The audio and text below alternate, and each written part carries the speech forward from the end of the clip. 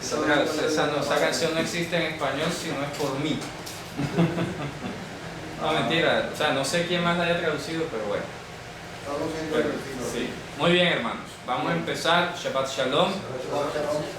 Vamos a continuar nuestro recorrido por el Evangelio según fue entregado y revelado a Marcos, porque a veces inclusive uno se siente un poco incómodo por la ambigüedad cuando dice el Evangelio de Marcos. No es de él, fue según le fue revelado a él, es lo que hay que decir. ¿Por qué? Porque toda la escritura es inspirada por Dios. Esto no fue que a Marcos se le ocurrió, voy a poner a escribirme aquí esto, porque uno de los elementos o principios, fundamentos que más están siendo atacados hoy en día es la inspiración de la escritura, ¿de acuerdo? El principio de que cada palabra que se escribió fue escrita por inspiración divina. No fue al azar, no fue una cosa humana, eso es importante defenderlo. Muy bien, habíamos llegado precisamente a la porción entre el versículo 23 al 28 de Marcos capítulo 2, donde habíamos tratado este tema del Shabbat. ¿Qué era Shabbat? Aquí está todavía el recordatorio de la clase anterior. Habíamos hablado de la diferencia entre Shabbat y lo que es descanso, porque una cosa es la palabra Shabbat como cesación o suspensión de actividades, y otra cosa es las actividades que traen descanso, ¿ya? Porque inclusive los judíos malentendieron que Shabbat era quedarse tú en estado congelado, inactivo, ¿cierto? Y que prácticamente cualquier movimiento o cambio que hicieras ya era considerado trabajo. Es como curioso que ellos prácticamente se acercaron a la definición de trabajo que se da en la física moderna. En la física moderna se llama trabajo a toda transferencia de energía que produce un cambio, sea de posición, sea en movimiento, sea en características. Entonces, la aproximación de trabajo que hizo el judaísmo fue prácticamente esa. Entonces, hay temor de hacer cualquier cambio o cualquier movimiento o cualquier cosa porque ya es trabajo. Resulta que no. La escritura nos insta, como bien lo dijo el Mesías, mi Padre hasta ahora trabaja y está dando el día de Shabbat. Entonces, ¿qué les pasó? ¿En qué momento se confundieron? Cuando ya dice que Dios descansó en el séptimo día, ahí no dice menujar, ¿de acuerdo? Ahí dice vayishbot, o sea, cesó la creación, pero Él siguió pendiente del hombre, ¿de acuerdo? ¿Ya? Traduce descanso. Claro, entonces se traduce descansa. Es que aquí el de cesación es que parece Vayishbot. Y otra cosa es Nahá o Menuhá, ¿de acuerdo? Entonces hay una cierta diferencia, y de hecho hay otra palabra para descanso en hebreo que no es Menuhá y que se refiere al descanso pues ocioso, digámoslo así, lo que llama el leisure en inglés, y es la palabra margoa. Margoa es la otra palabra que sí pudiéramos traducir como descanso, pero que no tiene implicación espiritual. Es el leisure en inglés, el ocio, pasatiempo, no sé, sosiego, etc. Margoa no es lo mismo que menuhá. De hecho, Margoa no aparece en la Biblia como tal para referirse a estos mandamientos y estas cosas. Una palabra que pues salió posteriormente. Entonces, fíjense ustedes, cualquiera que vea a Yehoshua, nuestro Señor, haciendo obras en Shabbat, dice, pero Jesús no guardó Shabbat. Porque mira, está sanando y los judíos le protestaron. Y ese era el punto que habíamos aclarado el Shabbat pasado. No todo lo que los judíos consideran que está prohibido hacer en Shabbat fue palabra de Dios. ¿Explico? Claro, no fue mandamiento. Hay muchas cosas que ellos tomaron sobre sí por su tradición, y eso hay que aclarar, inclusive judíos fariseos, porque los saduceos no hacían todas esas cosas, ni los esenios, ¿ya? Ni los celotes. El judaísmo farisaico es una de las 5 principales ramas que había de la fe de Israel en ese momento histórico, y que eran los que traían el tema de la tradición oral. Entonces, se pusieron a derivar más mandamientos de lo que estaba escrito, que terminaron supremamente lejos. ¿Ya? Copiaron un Talmud, ¿no? Claro, y copiaron un Talmud hoy que, bueno, se escribió en un periodo considerable de tiempo, pero se estudia al cabo de 7 años una hoja diaria lado y lado. Imagínense lo largo que es eso. Se termina 7 años de estudiar, una hoja diaria. Sí. Bueno, para que se hagan una idea. Una hoja diaria lado y lado, y lo termina de estudiar en 7 años. 7 Biblias. Algo así. Bueno, entonces Sí, porque un año. se lee, más o menos, sí. ¿Esa es la experiencia de quién? ¿Ah? ¿Esa es la experiencia de quién? No, ese es el programa de estudio de la yeshiva. Una yeshiva, si tú vas a estudiar, por eso es que el estudio rabínico se echa 7 años. ¿Ya? Porque tienes que estudiar una hoja diaria del Talmud durante 7 años. Para leerlo una sola vez en tu vida. O sea, te tienes que dedicar 7 años a estudiar eso. Pesado. Complicado. Bueno, sigamos. Vamos a ver capítulo 3 para avanzar hoy. Marcos capítulo 3. Dice así: otra vez Yehoshua en la sinagoga, ¿cierto? Y había allí un hombre que tenía seca una mano. Y le acechaban para ver, miren, si en Shabbat le sanaría, a fin de poder acusarlo. En ninguna parte de la Torá, del Pentateuco, está prohibido sanar en Shabbat. En ninguna parte. ¿Ya? Shabbat Shalom, hermano. Ellos podrían aquí haber deducido, no, pero es que si lo sanas va a tener que cargar con la camilla y está transportando una carga, entonces sí es violación del Shabbat. ¿Ya? O sea, está por encima. Claro. El Shabbat, que la vida, que la salud. Exacto, por eso, fíjense ustedes, ahora miren la acusación que viene. Entonces le dijo al hombre que tenía la mano seca: levántate y ponte en medio. Y les dijo, miren la pregunta trascendental que les hace, una pregunta académica, ¿ya? Muy seria. Le digo: ¿es lícito en Shabbat hacer el bien o hacer el mal? ¿Salvar la vida o quitarla? Una pregunta, es como que usted, un abogado, hoy se ponga con el código penal, no sé qué, y resulta que su conclusión contradice la Constitución. No puede ser. Inaceptable. No puede ser. Entonces, no, que el código, pero la Constitución dice que la vida. Entonces, pero es que acá la letra, no puede ser. Está mal el código. ¿Ya? Pero entonces hay gente que no se atreve a pensar que el código puede estar equivocado. ¿Ya? Entonces le buscan la quiebra. Ustedes le buscan la quiebra y todo. No, está mal. Y por eso hay las demandas de constitucionalidad. Porque el código se está oponiendo a la Constitución. ¿Ya? Y habría que ver inclusive si la Constitución se ha equivocado. También. En algún momento. En alguna cuestión. ¿Verdad? Pero hasta ahora pues le ha ido bien.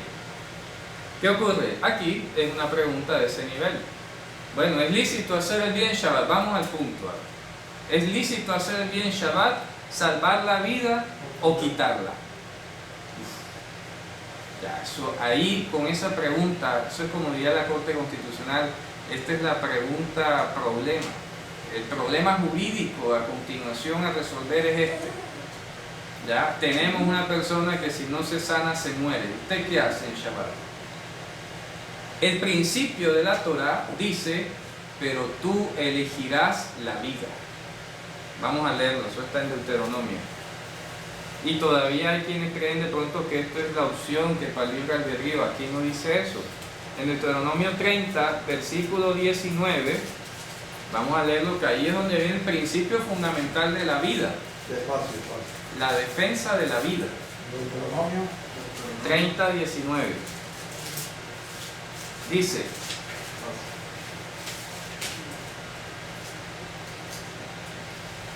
a los cielos y a la tierra llamo por testigos hoy contra vosotros, que os he puesto delante la vida y la muerte, la bendición y la maldición. Y ahora viene: pero tú escogerás la vida. Ahí no dice escoge pues la vida. aquí traducen escoge. No, eso está en futuro. Ubaharta Bahayim. Futuro, pasado traducido en futuro. ¿Ya? Ubaharta Bahayim es el principio. Ubaharta Bahayim. ¿Ya? Ubaharta Bahayim, el acento aquí. Ubaharta, eso es futuro. Si dices Baharta es pasado, Baharta futuro. Y el verbo es escoger. Y el verbo es escoger. Dice, pero tú elegirás la vida. ¿Ya? Es un mandamiento, está dando una orden. Ubaharta Bahayim. Dice, ¿para qué? Para que vivas tú y tu descendencia. ¿Cierto? Entonces él les trae ese principio de la Torah y les pregunta acá en Marcos. Vamos a regresar a Marcos otra vez. Él les dice, ¿es lícito salvar la vida o quitarla? Pero ellos ¿qué? Callaban. La cobardía. Eso es corazón pesado. ¿Se acuerdan? Que estamos hablando de eso el Shabbat. ¿Por qué? Porque no acepta, sabe que fue derrotado, pero no lo acepta. ¿Ya? Se quedaban callados. Entonces, mirándolos alrededor con enojo, es el Mesías, digo, oye, pero es el colmo. Saben que le estoy quitando, desmantelando esa forma de pensar y no lo aceptan, se quedan callados. Eso es deshonesto. Eso es deshonesto, no reconocer el error. Por eso me gusta mucho un principio de la oración que decía Daniel y Nehemías. Decían, tuya es la justicia y nuestra es la confusión de rostro. Cuando uno va a confesar, tiene que reconocer al que tiene la razón y reconocer uno el error de uno. No es nada más decir, no, yo me equivoqué. Hay que decir, usted tiene la razón. Pero tú eres justo en todo lo que ha venido sobre nosotros, porque rectamente has hecho, más nosotros hemos hecho lo malo. Exacto. Nehemías 9:33. Correcto. ¿Ya ves? A la hora de la asertividad, como le llaman hoy en el mundo moderno las cosas, no basta decir, no, yo me equivoqué. Hay que decir que usted tiene la razón. ¿Ya? Reconocer la justicia y el error. Doble vía, importante. Entonces ellos aquí, callados, ni reconocían que él tenía la razón, ni reconocían el error de ellos. Sino que dice que se entristecía. No, dice aquí, entristecido él, Jesús, Yahushua, sí, por la dureza de sus corazones, o sea, eso es peso, Sí. ahí va peso, la palabra peso, por el peso del corazón de ellos, dijo al hombre, extiende tu mano, y él extendió y la mano le fue restaurada sana. Miren, ¿quiénes estaban ahí? Y salidos los fariseos, ahí no dice saduceos, no dice senios, no dice... Eran los fariseos los del tema de la tradición. ¿Ya? Por eso especifica. Esa es la razón por la que se especifica quién estaba discutiendo con Jesús. Cuando es saduceo, es saduceo. Cuando él lo describa, lo describa. ¿Ya? Dice, y salieron... ¿Quiénes eran? Eran una rama de los fariseos. Sí. Tomaron consejo con los herodianos. Fíjense ustedes, ¿quiénes eran los herodianos? En el Talmud se le llaman Beitusim. Usted de pronto lo puede buscar en internet como Betuseos. Es un partido de los que casi pues, con ese nombre no se le conoce. Aquí en el griego se le llamaron herodianos, pero en el Talmud se le llaman Beitusim, los Betuseos. Dice, y salieron los fariseos, tomaron consejo con los herodianos para destruirlos. Fíjense ustedes lo que estamos hablando el Shabbat pasado. El corazón duro como el de Faraón no escucha, ataca y aun cuando lo derrotan se regresa. Oye, pues sí, se fueron a los herodianos. Se fueron de los Oye, herodianos. qué mala clase. En vez de decir, maestro, tienes toda la razón, gracias por enseñarnos esa forma de ver la Torah. De verdad, estábamos equivocados. Yo me imagino un fariseo de eso diciendo así. Pero nada. ¿Por qué? Porque amaban la tradición y estaban tan esclavizados al mandamiento humano que no les daba para aceptar la verdad. Increíble. Acostumbrados. Claro, entonces hoy un judío ortodoxo que nos vea de pronto regalando un mercado en Shabbat o sanando, ayudando a una persona en Shabbat, dirá, no guarda Shabbat. Él es el que está perdido. ¿Ya? no se da cuenta que está perdido. ¿Ya? Porque el mandamiento, la escritura dice: elegirás la vida, escogerás la vida. Si hay dos situaciones en las que te enfrentas a un mandamiento que te puede hacer algo, pero hay una situación que pone en riesgo la vida, el mandamiento pasa a un segundo plano. ¿Cómo se llama ese principio? Ese principio se llama Kal Vachomer. Ese es famoso, que los principios que vimos allá. Kal Vachomer, sí. Kal Vachomer significa lo liviano y lo pesado. Lo liviano y lo pesado. Lo liviano y lo cargado, como el café cuando está cargado. Hamur. Dice Kal Vachomer. Aquí se entendería como el mandamiento de mayor peso. ¿Ya?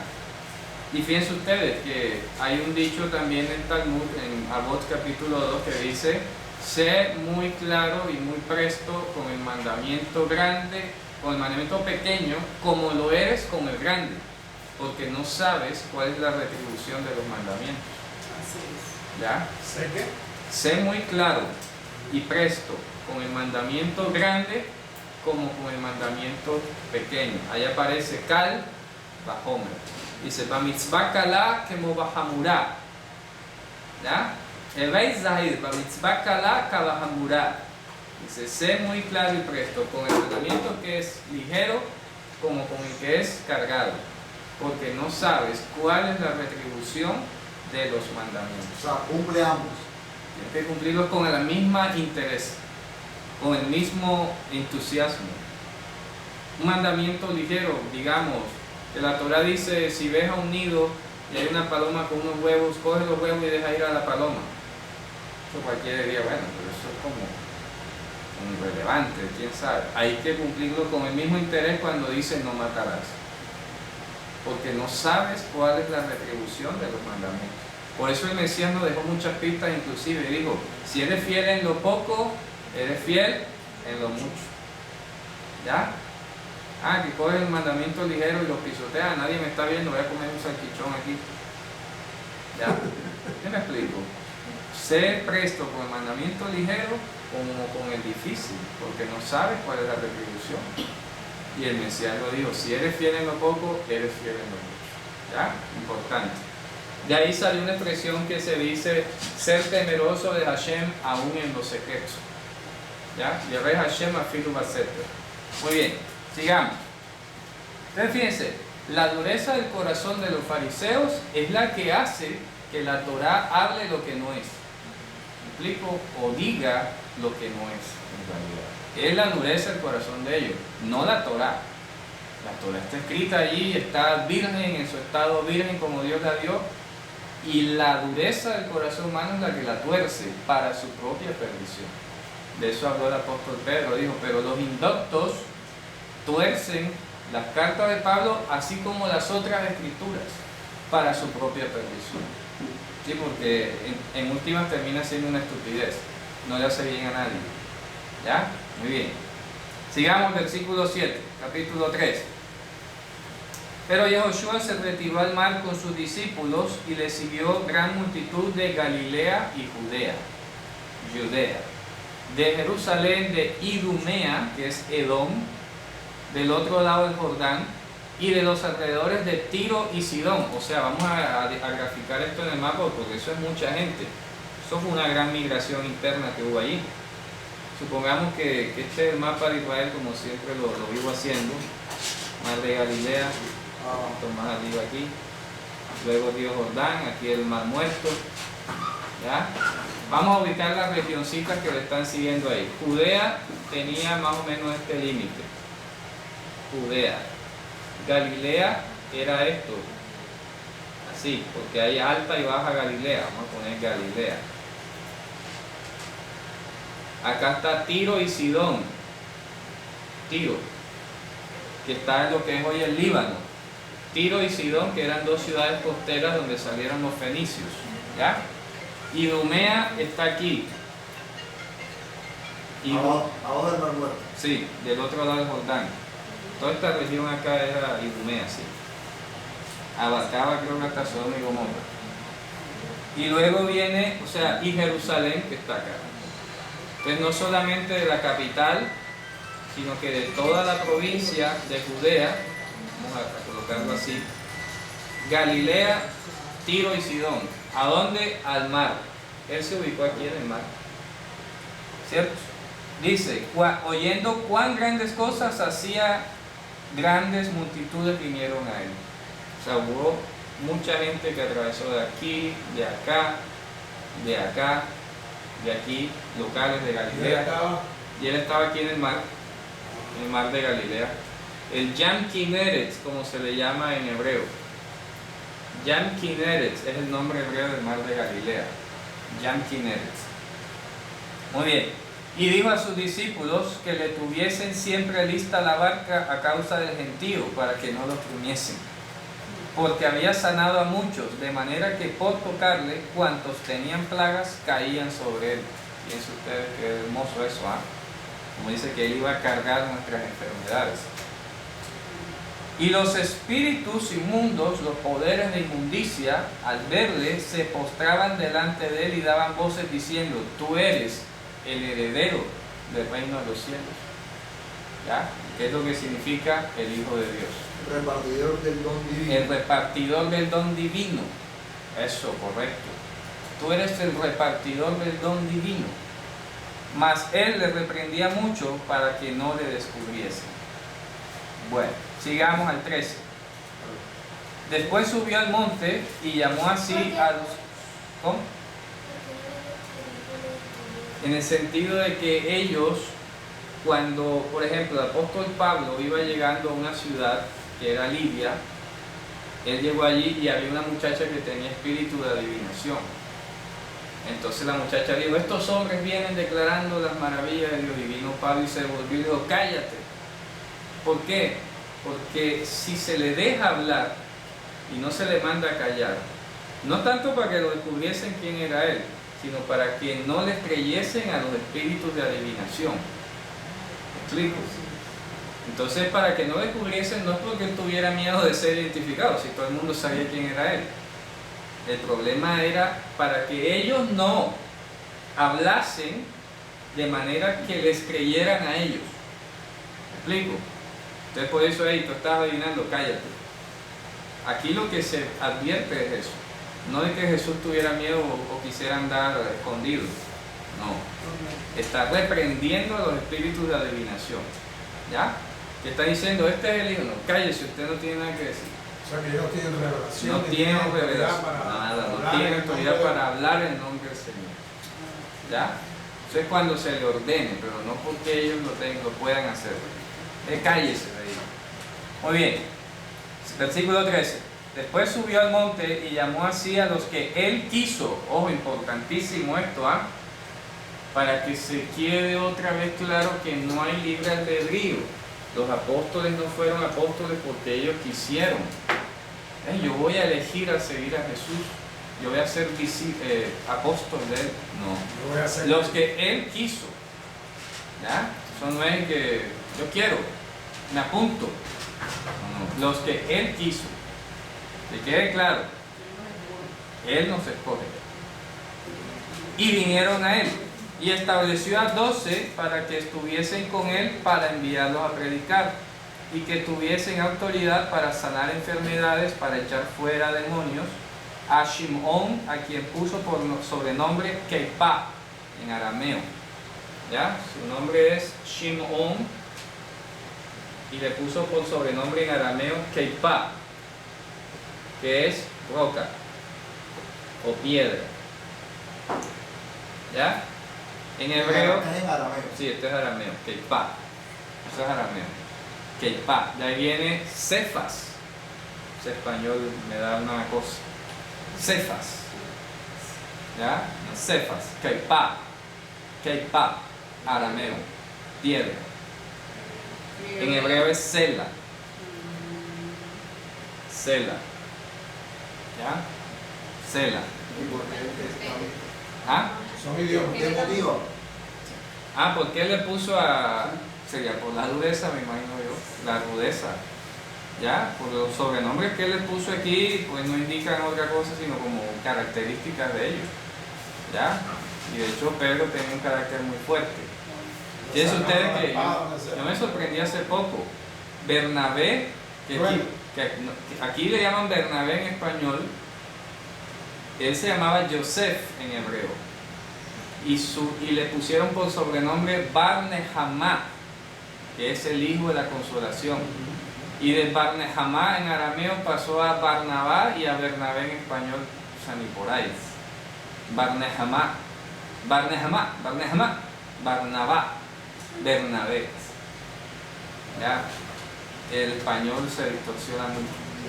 Bar Nehamá es como se dice en arameo. Bar Nehamá. Bar Nehamá. Bar Nehamá. Sí. J. Jamá. Porque es arameo. Bar Nehamá. Bar. ¿Y por qué él lo pone en arameo? Sí, en arameo. Era la lengua, como te digo, teológica y la lengua distintiva. Entonces no les ponía nombres en hebreo sino en arameo.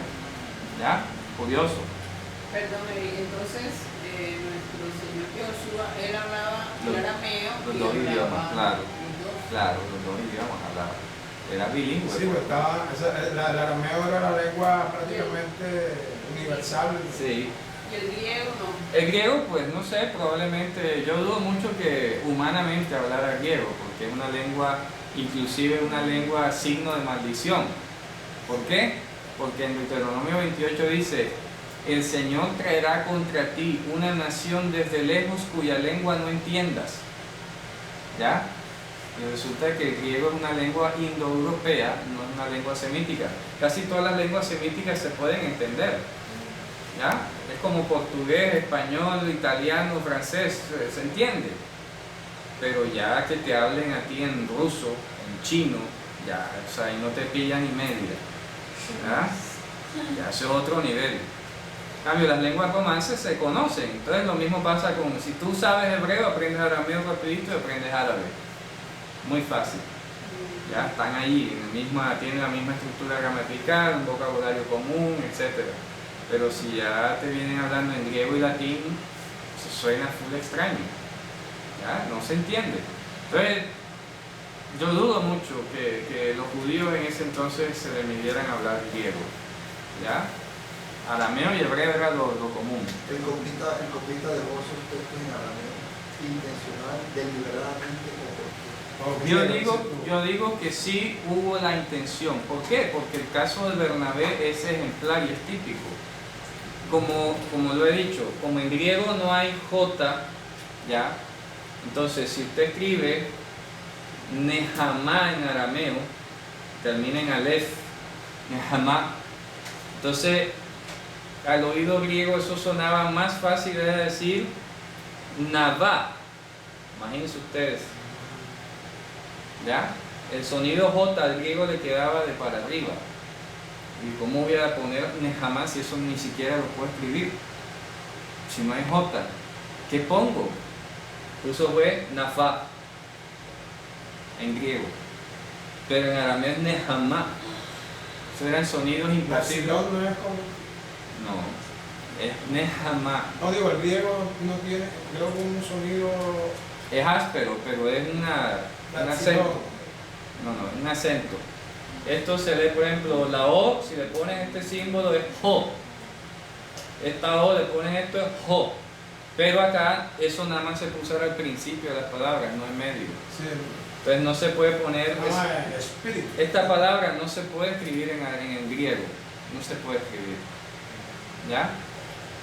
A menos que en griego moderno usted escriba, por ejemplo, digamos así, Nehamá. Ese que escribiste en la tercera. Es la Ji. La Ji. Pero sonaba distinto. Cambio aquí es eso no sale. ¿Ya? Entonces, ¿qué pasa? Que al no poderse escribir la palabra, les tocaba optar. Entonces, cuando él pone en griego Navá, él traduce entonces, entre paréntesis, dice que quiere decir el hijo de la consolación. Es decir, bueno, si no me entienden cuando escribí Navá, al menos guíense por la traducción. ¿Ya? Guíense por la traducción. Y así ocurrió pues con muchos otros casos. Cuando Jesús habló, aquí en el Evangelio de Marcos es el Evangelio que más expresiones en arameo tiene. Es curioso porque el arameo habla de la antigüedad de un texto. ¿ya? Los textos arameos suelen ser pues, más antiguos, las expresiones arameas. Aún en el Talmud viene un relato en hebreo, normal, y de repente cuando dice, y rabino fulanito dijo, y sale en arameo de repente. ¿Por qué lo dejaron en arameo? Porque o no se puede traducir, o no se debe traducir, o porque se quiere marcar la antigüedad. ¿Ya? La antigüedad, no, esto es antiguo, ¿ya? Viejo. Por eso se dejó en arameo. Esas son las tres razones. No se debe traducir, no se puede traducir, o antigüedad. Entonces, por eso en el Evangelio vamos a encontrar muchas expresiones en arameo. Ahora en el capítulo 6, que vamos a llegar pues, más adelante, él le dice a un sordo, efatá, en arameo, sea abierto. Se lo dice en arameo normal. Gulgaltá, quiere decir la carabela. Aquí es Golgota, pero es arameo, no hebreo. ¿Ya? Curioso. Y cuando él le dice a la niña, levántate también. Talietá kumi, ese es arameo. Talietá kumi, Siempre era arameo. O sea, que lo que cogiste fue la combinación de hebreo y griego para consignar los hechos. Claro, exacto. O sea, para mí el Evangelio se escribió el mejor estilo de una literatura judía. Hebreo de base y expresiones en arameo. Hebreo de base. Y arameo. ¿Ya? Y luego se tradujo al griego. A mí me ha pasado, cuando uno lee, por ejemplo, una obra que viene traducida, digamos, la obra fue en alemán, original, se tradujo al inglés, y del inglés se tradujo al español, ya la versión en español no traduce expresiones alemanas, las deja intactas. Eso es un principio de traducción. Cuando usted está traduciendo un documento de segunda mano, o sea, ya no es directo del alemán, sino a través de otro idioma, y en ese idioma dejaron la frase tal cual, usted no puede traducirla, tiene que dejarla en su expresión original. Por ejemplo, en los escritos de Freud, él inventó muchas palabras en alemán para describir, Nietzsche, él inventó, acuñó palabras en alemán que eran de él, las inventó. Por eso, aunque se entienda, no se debe traducir. ¿Ya?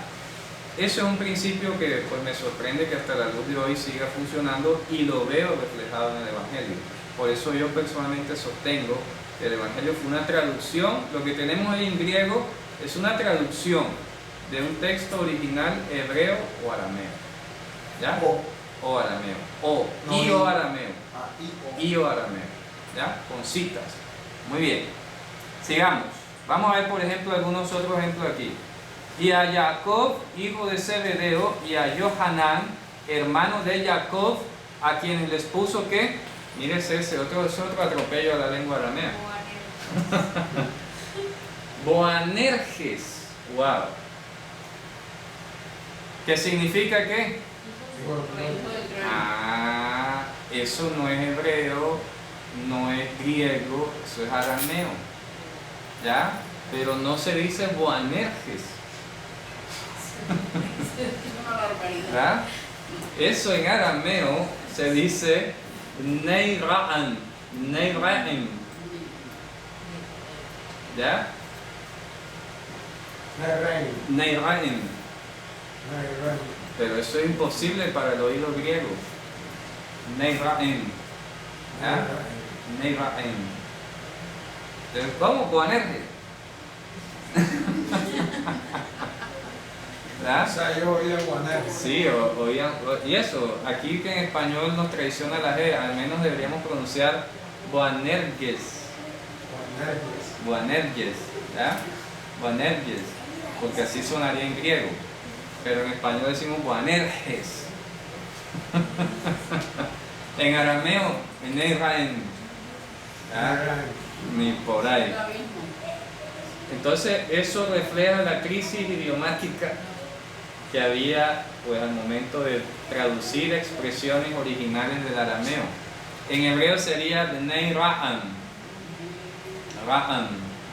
Ra'am en hebreo, Ra'em en arameo. ¿Se dan cuenta? ¿Se parecen?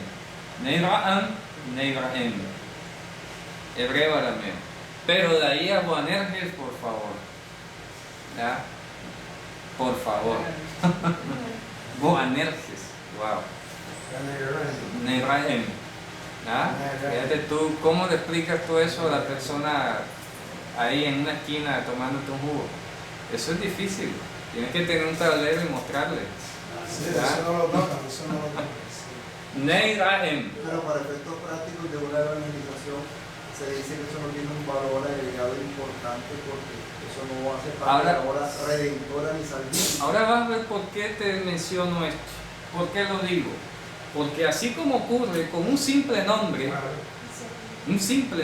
tú le dices, no, hermano, de uno que no es nada. de algo que no es nada, Insignificante. y tú le dices, hermano, ese nombre no es así, es Nerahem, igual va a ocurrir si tú le dices, oiga, pero ahí no dice el fin de la ley de Cristo. Ahí dice que el tesoro de la Torah. Ay, ¿usted cómo me va a decir que está mal? Bueno, lo pongo por ejemplo. ¿Ya? Va a ser el mismo efecto. Ya ves, pues si tú le dices, lo que pasa es que esa palabra griega no está bien, ahí dice esto. ¿Ya? Entonces ya ahí se genera el conflicto. Por eso tiene cierta trascendencia entender la fenomenología lingüística que hay en el Nuevo No, yo lo Testamento. reconozco, estoy simplemente diciéndote que eso para efectos prácticos en el contexto popular no representa un valor agregado. Yo digo que sí lo tiene. No, Ahí yo reconozco que sí, porque esa traducción ¿ya? opera para todo el texto. Claro. Sí tiene un valor porque ya hemos visto con el nombre de Yehoshua Es correcto. los Lo que conceptos, Lo que tenemos que ver. ¿verdad? Por eso. Los conceptos que se tienen del nombre. Sí, ¿Ya me entiendes? exacto. Y el poco valor, inclusive, fíjate, escribir Yeshua a Yehoshua son dos cosas diferentes. Claro. ¿Ya entiendes? Sí. Y no es lo mismo. No es lo mismo, no No es tiene lo el mismo mismo. sabor. Una es de mayor valor, trascendencia que la otra. Muy bien. Vamos a continuar. Dice a Andrés, Felipe, Bartalmai, que aquí es Bartolomeo, pero en hebreo es Bartalmai. ¿Ya? Bartalmai. Mateo, Tomás, que es arameo también. Tomás significa gemelo. Ese no era el nombre de él. ¿Ya? Sobrenombre. Es un sobrenombre, le llaman el Mello. Aquí como en la costa. Mateo. Sí, no, a Tomás. Ah, Tomás. Ellos decían Tomás, era como decía el Mello aquí, ¿no? Llamó al Mello, llamó a Pedro, a fulanito, al Mello. Se llamó por sobrenombre. Claro. No, sí, bacán, en serio. Sí. Así dice Tom. Tom. ¿Qué se apodo en esa época? Ah, mira, es cierto que hemos encontrado expresiones que son únicas aquí de la costa Sí, claro. en hebreo. Por ejemplo, miren, la palabra mata, que es planta, eso es directo del hebreo. En ninguna otra parte de Colombia le llaman mata, o bueno, no sé en español, pero la palabra mata etimológicamente no tiene nada que ver con planta, si no lo ves a través del hebreo. ¿Por qué? Porque en hebreo planta se dice mata. Y llegó aquí a la costa Llegó como aquí mata. como mata. ¿Ah? Por ejemplo, aquí mucha gente todavía dice apá, ¿sí? Abba en hebreo. ¿Ya? Abba, Ima, Amá. Bueno, eso pasó, pero ocurre. Entonces, Jesús le llamó a los apóstoles, hey, medio, piedra, tal, ya. Roca. Me explico. Llámate a la piedra, llámate al medio, llámate al fulano. Me explico. O sea, porque eran costeños galileos, me explico. Sí, que eran de la costa. No, obviamente yo sé, pero en cuanto a la O sea, lo que quiero decir es algo que yo escuché a alguien una vez y le veo cierta razón. Casi todos los costeños de todos los países tienen la misma forma de ser. Los costeños mexicanos, los isleños, los caribeños, en el mundo entero, siempre el que vive en la costa es un poco más suelto. En cambio, el que vive al interior del país se vuelve más recatado, más prudente, más otro. Pero no sé qué será, si es el calor que nos hace hablar así o algo, ¿verdad?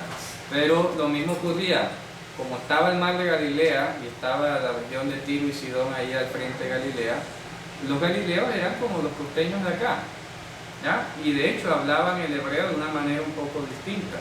Eso está atestiguado en la literatura también, ¿ya?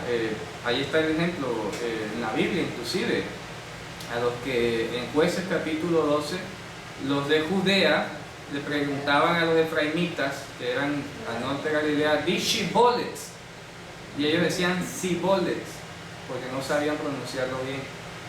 ¿Ya? Entonces ahí era como identificaban quién era efrateo y quién no. A ver, di Shibolet, ¿no? Shibolet, venga, y lo mataban. No pronunciaban la shin. Claro, no pronunciaban la shin. Sí, era ¿Y qué significa? Shibolet es espiga, Diga. pero era una palabra como que difícil de pronunciar para ellos, ya. Di Shibolet, y en el Shibolet, nada. Es como ¿Para el distinguir cachaco, de qué parte dijiste? Eso es para diferenciar a los efrateos de los cuando se judíos. dividió el reino del norte con el sur. Ah, ya, Entonces, cuando se venían huyendo de la guerra y se querían venir a infiltrar en Judea o a vivir, los que estaban ahí en la guardia les ponían la contraseña. A ver, ¿usted dónde viene? No, yo soy de acá. Pronuncia Shibolet. Shibolet, nada, mátenlo. ¿Verdad? Eso no fallaba por la forma de pronunciar. Entonces los galileos pronunciaban que se comían las letras, así como los costeños. ¿Ya? Muy bien. Sigamos. Entonces, Bartalmai, Matai, Tomás, Jacob, hijo de Alfai, Halfai, Tadai, Shimón el cananista, pero ahí hay un error. Cananista no es Canai, o sea, era celote. ¿Ya? Era del partido celota. Era Canai, no cananista. Canadá se lo. ¿Y Canalla, canalista ese qué es? No, por eso te digo, miren, la palabra griega que ahí aparece, se la voy a colocar aquí, 3:18. Mire, Tadai, Shimona, cananeos. De Ahí, Canaán. no, allá aparece la palabra cananaios, que es cananeos, pero no tiene que ver con Canaán, no tiene que ver con Canaán. Cananeos era la forma griega de decir el arameo Canai. Canai es celota. ¿Ya? Shimón, el Canai, Celota. celota. ¿Eso qué? O sea, el partido de los Ah, celotas. de los celotes. ¿Y por qué sale cananista? El traductor del español, no sé qué está pensando. Una palabra original cuando llega. ¿Ya? No tiene que ver con la tierra de Canaán. ¿Ya? Es Canai, el celota. Judá, el Ishkariot, era de los sicarios, el que le entregó y vinieron a casa. ¿Piensa usted? Cariote. ¿Qué significa? Era sicario. Sí. Sí. Claro, lo llamó, era sicario. ¿Cómo O sea, repite? el sicario de hoy en día, sí. Sí. Era ese partido, era un partido. No, eso era ¿Era un sicario en qué término? ¿En qué en contexto? términos modernos, de sicario de asesino. Ah, ¿cómo? ¿Ya? Era parte de la secta, del grupo. De ¿Ya? los grupos. De los sicarios. Es que los sicarios eran un grupo nacionalista, digámoslo así, nacionalista hebreo, y que, Como los ISIS. como los ISIS exactamente, era un ISIS, ¿ya? Entonces llamó un ISIS de eso, ven para acá. O sea, era algo aceptado porque un sicario, o sea, quiero aclarar, esos sicarios no mataban judíos, no eran asesinos a sueldo. Estos sicarios se llamaban así porque mataban griegos y romanos. ¿Me explico? Eran nacionalistas. Los sicarios. ¿Y en hebreo cómo es? Canai. Porque Canai significa celoso. Los celosos. Ya, el grupo, la banda de los celosos. Iscariot. Estamos hablando de cariote. Perdón, pero estamos hablando. Estamos hablando de Iscariot, porque esa es otra palabra en arameo que se dice así, Iscariot. Pero Iscariot tenía estrecha relación con los Canai, era el brazo armado de los Canai, Eran los celotes. eran los celotes. Entonces, el Iscariot eran los malosos, los que hacían el O sea, trabajo. como el comunismo. Tenían el brazo armado y el brazo político. Exacto, Era algo así. algo así. Uno en el monte y otro predicando. Correcto. Eso Igual, podemos es decir. así, en gran manera era así. Entonces, el Canai era la parte diplomática, el partido político, religioso, pero los Iscariot eran los asesinos, los que ejecutaban. El tipo Benayahu, Ben Yehoyadá, ¿se acuerdan? Sí, El ministro de Salomón, mátame a este y lo mataba así. Oh, sí, claro. Ya, así. Ellos eran así, muy especiales. Sigamos. O sea, no eran cualquier cosa. No, eran cualquier figurita. Había de todo, entre sanos pescadores y asesinos de sangre fría. ¿Ya? Había de todo allí. Personal. Había publicanos, cobradores de impuestos que eran llamados traidores, había de todo. Y se agolpó de nuevo la gente, de modo que ni aún ellos podían comer pan. Imagínese usted la demanda de la gente, ¿ah? Impresionante. Ni aún ellos podían comer pan. Cuando lo oyeron los suyos, ¿quiénes son los suyos? Su familia. Estamos hablándolo otra vez. Decían, dice, vinieron para prenderle, porque decían, está fuera de sí. Prenderle ya es una palabra ya fuerte. Claro, agárrame ese loco, Agárrase loco. agárrese loco. Eran los hermanos de La familia, La familia. la mamá y los hermanos, La mamá y los hermanos. Tenían Ya. por fuera de sí. lo tenían por fuera de sí, porque estaba revolucionando el mundo. ¿Ah? Dios mío. Increíble. Pero los escribas que habían venido de Jerusalén, fíjense de dónde, de Jerusalén, Jerusalén, decían que tenía a, ojo, otra palabra aramea. Fíjense que es arameo. De El Zebub.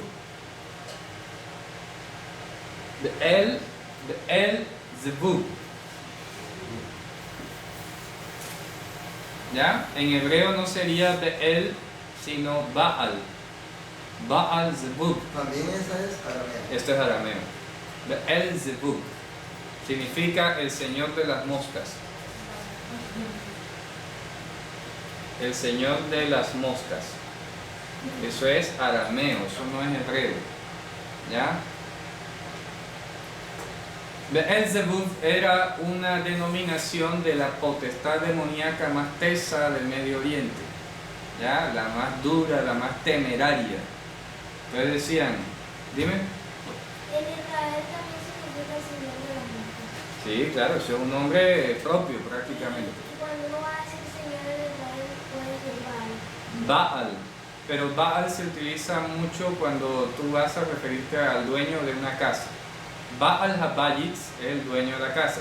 Pero si te vas a decir a un señor, señor fulano de tal, dices, utilizas el persa Mar o el babilónico Mar. No se usa Baal para decirle a las personas, se usa Mar, Mar, ¿ya? Que es en idioma acadio, Mar.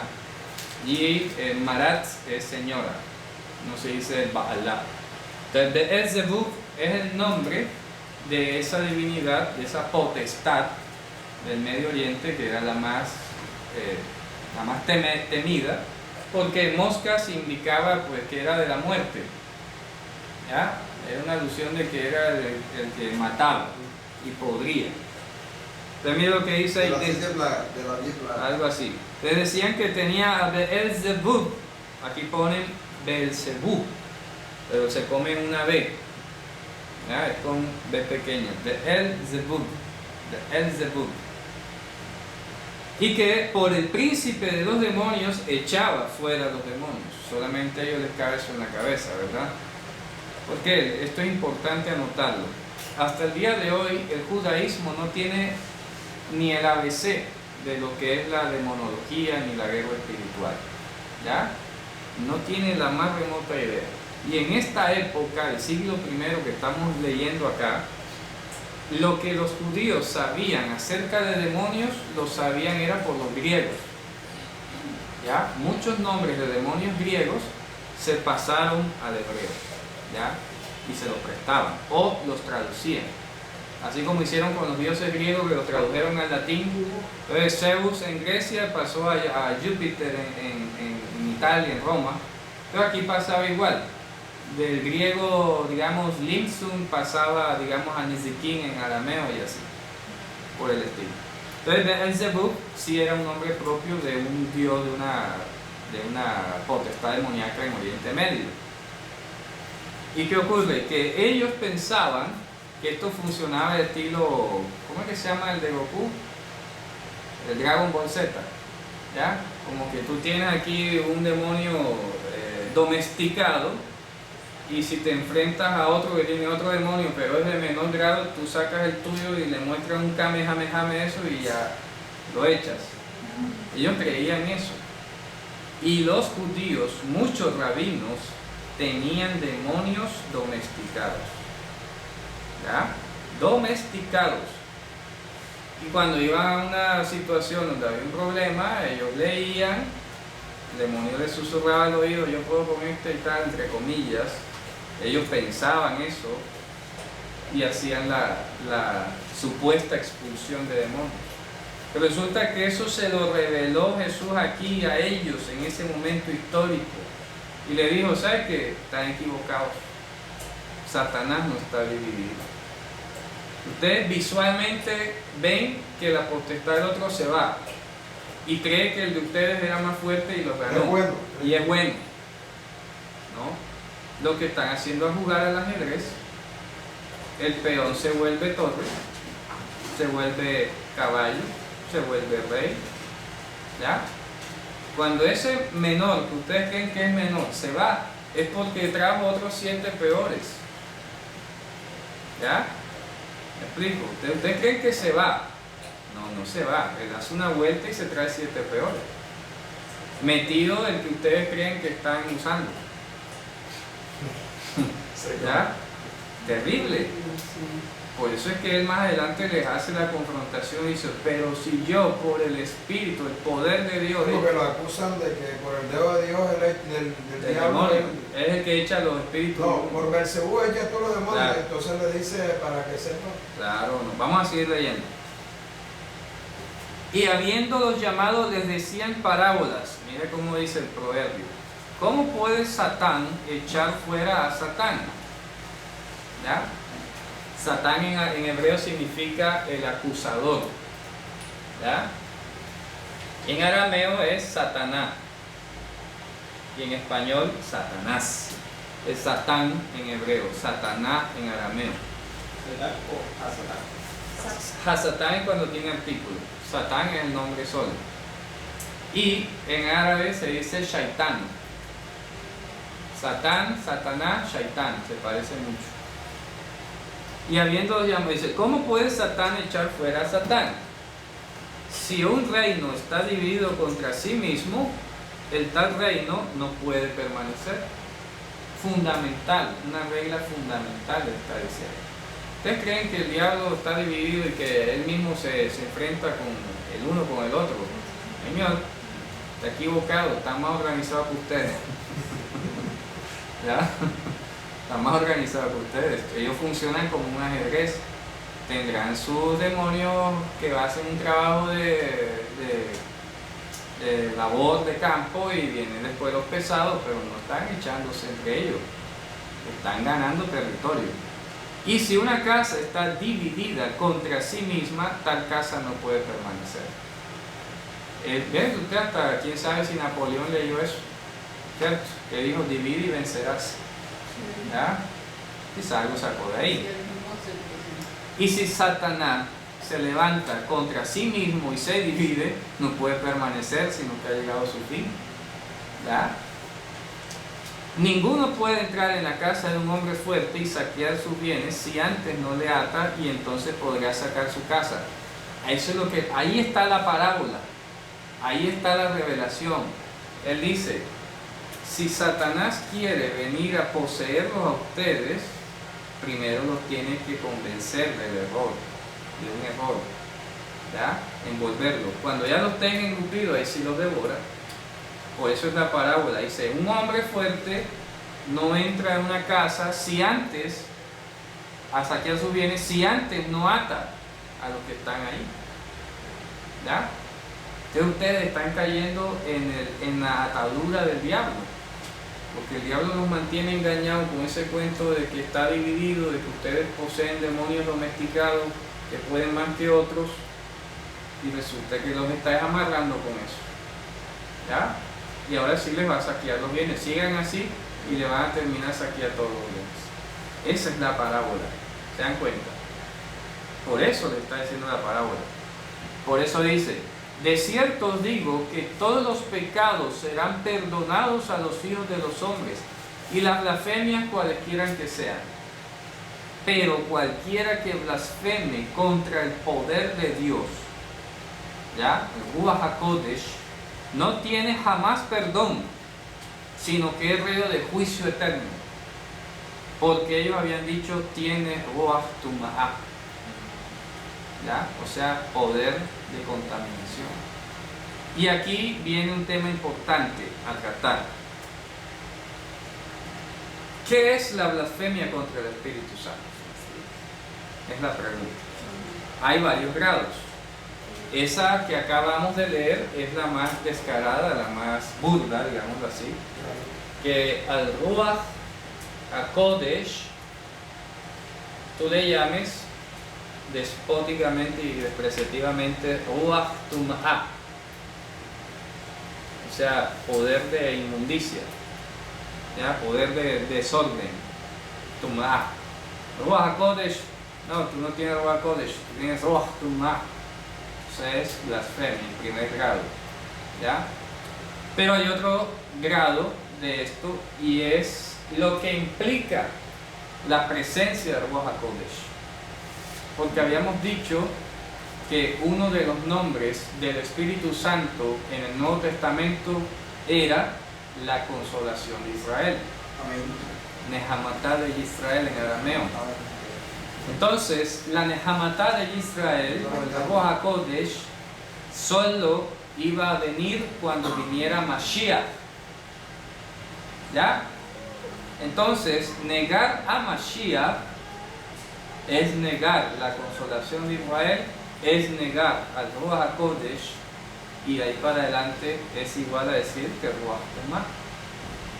Por eso, el pecado que no tiene perdón es prácticamente negar al Mesías, viendo su poder y negarlo. ¿Me explico? Porque es lo que está pasando ahí. Ellos lo veían echar demonios, sanar, etc.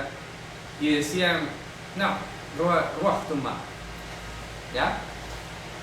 Y ese pecado, dice ahí, esa blasfemia, no tiene una cosa distinta, es, digamos, un ateo que venga de ser ateo y nunca haya tenido pues alguien que le predique, etcétera, etcétera, no haya visto nunca un milagro en su vida, en fin, y se le predique al ateo. Después de que se le predique al ateo y él siga negando a Dios, negando al Mesías, está en juicio eterno, ¿ya? Todavía, como digo, en la Escritura da la oportunidad para que tú le prediques a un ateo, a un hinduista, porque si no, más de 7.000 millones del mundo estarían en juicio eterno. ¿Me explico? Porque 7.000 millones de personas y más no creen que Jesús sea el Mesías. Eso nada más lo creemos. Los 1.200 millones de personas que creemos que Josué es el Mesías. Pero hay 7.000 millones en el mundo que viven en otro mundo. Esa es la pregunta que se dilucida hoy. ¿Cómo hacemos con esos 7.000 que no creen en Mesías? Bueno, Los 1.350 de aquí y los 1.150 de la India. y los musulmanes, que son también un pocotón, ¿ya? Por eso dice que si el Señor no nos hubiera dejado un remanente, hubiéramos sido como Sodoma y nos habríamos parecido a Gomorra. O sea que aquí estamos, es por causa de los escogidos. ¿Ya? Y fíjense, cuando Pablo escribió la carta a los romanos habían sido expulsados en el año 44 después de Cristo, habían sido expulsados de Roma por el decreto del emperador Claudio. Los judíos, perdón, habían sido expulsados de Roma por orden del emperador Claudio. Está como en Hechos 9, 10, Claro. él lo dijo 11. Exacto. Quedarían quizás pocos judíos en Roma, ¿ya? Cuando Pablo escribe la carta, pocos, muchos, no sé. Pero en Romanos 11 les dice, asimismo en este tiempo queda un remanente escogido por gracia. Porque ¿qué dice la Escritura? Que Elías llegó a decir, Señor, han derribado tus altares, han profanado tu nombre y solamente he quedado yo y procuran matarme. ¿Y qué dice la divina respuesta? Tengo 7.000 que no han doblado su rodilla delante de Baal. ¿Ya? Y dice Pablo, por tanto queda un remanente escogido por gracia. Así que Dios tiene su pueblo en China, tiene su pueblo en Siberia, en Mongolia, en Kazajstán, en Uzbekistán, Kirguistán, Camboya, Laos, Tailandia, países que ni se oyen mencionar, Nepal, Nepal, ¿Quién los más bravos? Claro, y allá hay creyentes, hermano, así sea 1, 2, 4, hay, ¿ya? Sí los hay, explico, en todo el mundo. Ahí hay un video que se hizo popular donde mostraran cuando el avión llegó cargado de Biblias a la isla de Papúa Nueva Guinea, ¿ya? Un idioma súper remontado en las montañas de la isla. Y allá llegó la Biblia, fíjense ustedes, ¿ya? Y la gente alabando al Señor, idioma Kwahili, algo así, Kawahili, una lengua nativa de los indígenas de esa isla. Y allá llegó la palabra. Entonces, en todo el mundo ha salido la voz de ellos, como dice el Salmo, ¿ya? No hay nadie, Dios se asegura que nadie se muera sin haber escuchado. Así le toque mandar a un ángel, porque allá no llegó ningún humano. Viene Dios, listo, se va a morir, mándale un ángel y le predica. Si para eso el cielo está lleno de ángeles, ¿ya? A todos los ángeles viendo el partido de la humanidad, ¿ya? Y se va a morir alguien allá en el desierto de Gobi y se va a morir sin que le prediquen. Allá manda a Dios un ángel. Tanto es así que el mismo apóstol Pablo lo dice en Gálatas, ¿ah? Ni si un ángel del cielo viene anunciando otro evangelio. ¿Se dan cuenta? Que los ángeles pueden evangelizar también. ¿Ah? Ni si un ángel del cielo. Dios se asegura que lo de las tribus amazónicas que nunca han oído, usted no sabe lo que Dios hace. El temor, ¿verdad? Claro, Dios manda, Dios se asegura. No se le aparecían los ángeles a los hebreos, a Abraham y a todos, se le aparecían ángeles. Allá no fue un apóstol de Noé, ¿ya? Fue un ángel que se le apareció, mira esto, se le dijo. A Moisés. Así hace Dios con el mundo. Dios se asegura que nadie se muera sin que le hayan predicado. ¿Ya? Amén. Bueno, vamos a terminar con esta última porción. Del 31 al 35. Fíjense que el capítulo 3 pues no nos representó mayor demora, ¿verdad? Dice: vienen después sus hermanos y su madre, y quedándose afuera enviaron a llamarle. Tenían pena, ¿ah? Avergonzados. Le llamaban loco, la mamá y los hermanos. Y todavía pues se tiene a María también, Inmaculada. Inmaculada. Fíjense ustedes La madre. que si ella en ese momento histórico no creía que él fuera el Mesías, No era salva. no era salva. Ah, tuvo que venir el poder de Dios sobre ella y cambiarle ese razonamiento. Y la gente que estaba sentada alrededor de él le dijo: tu madre y tus hermanos están afuera y te buscan. Él le respondió diciendo: ¿quién es mi madre y mis hermanos? Y mirando a los que estaban sentados alrededor de él, les dijo: he aquí mi madre y mis Bueno, hermanos. no es para más.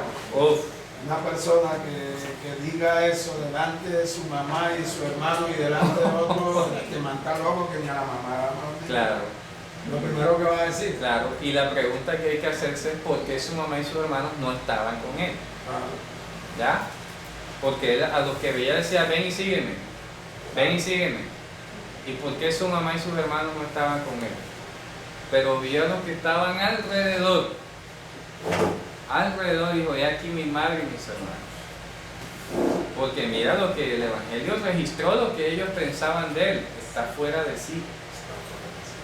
O sea, es sorprendente para que veamos que ni siquiera María, a quien se le apareció el ángel Gabriel y tuvo toda la visión y todo, como que la película se le olvidó, ¿ya? Se le olvidó o no dimensionaba o no quería lío, no quería problemas. Ella de pronto diría: bueno, sí es Mesías, pero es que esto está como complicado. ¿Ah? Dice las cosas que decía él. Claro, ni a ella le cabía en la cabeza. Claro, si el mismo oficialismo religioso, yo me imagino que ellos tenían también una fidelidad, claro, a los rabinos, hacia los rabinos, claro, y hacia todo, claro, el sistema de esa época, y claro, él viene prácticamente, precisamente, sí, dando duro, como dicen por ahí, sí, a todo el mundo. a todo el mundo. Es difícil. Claro, dice: porque todo aquel que hace la voluntad de Dios, ese es mi hermano y mi hermana y mi madre. Fíjense ustedes, el que hace la voluntad de Dios. ¿Cuál es la voluntad de Dios? La Torah, la escrita. ¿Ya? La Torah escrita es la voluntad de Dios. Así es. Entonces, el Mesías impresionante, fíjense, cualquiera lo acusaría de, como decías tú ahorita, como indecente, indelicado y tal. Entonces, claro, el tiempo apremia, quedan las cosas claras. Muy bien, entonces vamos a terminar con esto hoy, para ya empezar con el capítulo 4, la próxima clase. Si hay alguna pregunta la pueden hacer, como no. Repíteme la línea que preguntó Orlando de los escribas, que lo habíamos dicho, pero quiero repasarlo. Sí, los escribas, sofer en hebreo, sofer significa realmente contador, no tanto escriba. ¿Por qué contador? Porque contaba las letras de los rollos de Torah. ¿Me explico? Más que hacer la caligrafía, se llamaba sofer, era porque tenía el cuidado de contar las letras de la Torah. ¿Ya? Entonces, el sofer tenía una estrecha relación con el perushi, que era el fariseo, que, bueno, vamos a traducirlo. Perushi significa el apartado, el separado. De ahí salen los sofer. Esto es, sí, sofer. Contador y perushi, el apartado. Por eso Pablo en muchas de sus cartas dice apartado para el evangelio, apartado tal. Estaba jugando con la palabra fariseo. Es como si dijera fariseo para el evangelio. ¿Me explico? Cuando usted dice ahí que Pablo apartado para el evangelio, fariseo para el evangelio. Porque Pero fariseo en ese contexto. perushi significa el separado. Es que así se dice fariseo en hebreo, perushi. Perushi. Perushi significa el separado. Significa el separado. El separado. Entonces, sofer, contador. Estos dos tenían en común, pues, la tradición oral. ¿Por qué? Porque el escriba era el que mantenía la legitimidad del texto, mientras que el perushi era el que le daba la interpretación. Entonces, cambiar una yud de la Torah cambiaba la interpretación enseguida. Si un escriba escribía mal una letra, se leía de otra manera y cambiaba el sentido del texto. Entonces, eran llaves en ese sentido. Tú manténme el texto así, que yo lo interpreto así. Pero hay una cita en Jeremías, inclusive, 8:8, donde dice que la pluma mentirosa de los sofrim había convertido en mentira la palabra. Y ya lo está denunciando el profeta 600 años antes de Cristo. Ya se volvieron traidores. Traidores, como decía el dicho italiano, traductore traidore. El traductor es un traidor. ¿Ya? Fíjense ustedes, entonces los escribas eran, pues, muy amigos de los fariseos, tenían una sociedad muy interesante porque ellos aseguraban un texto de una manera y el fariseo lo interpretaba a su forma. ¿Ya? Entonces, bueno, la próxima vamos a continuar con el capítulo 4. ¿Y cómo Pablo se autodenomina apartado? No, es